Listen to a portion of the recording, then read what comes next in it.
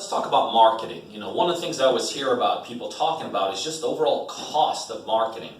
And there's no question, there's some marketing things in the real estate business that cost money.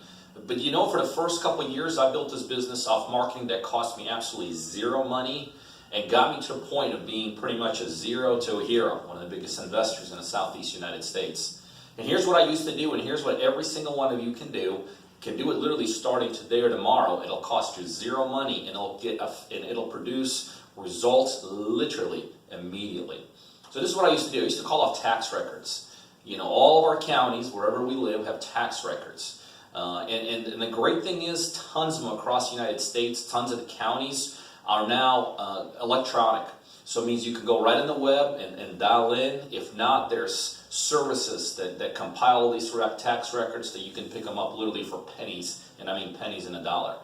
So I call off tax records, which is really in effect almost calling like off the white pages. And here's what I would say. I would say, Mr. and Mrs. So-and-so, and the first things I tell them is where I got their information. Mr. Smith, I got your information from the tax records. It tells them right away where you got it, and tax records are public information, so it doesn't make it seem like you're going around there behind their back pulling their information from somewhere. I understand you own a piece of property somewhere in Atlanta. I'm a local investor, and I'm interested in buying it. See, I was a little bit general because a lot of times the tax records are incorrect, and guess what? When you're calling on people, chances are they own some real estate. So even if sometimes they would question which property you're calling about or what, I would just say, listen, I'm calling up tax records, a little bit vague, but I'm an investor. I buy them in different areas. Do you have one, and are you open to selling it? And literally, that's how my spiel would go. Hello, so-and-so. I got your information from the tax records. I understand you own a property. Would you be open to a cash offer? Would you be open to selling it?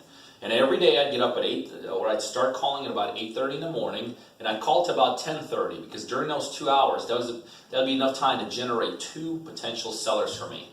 Then in the afternoon, I'd run the leads. I'd go look at the properties, I'd negotiate my deals, I'd put them under contract, I'd try to move them.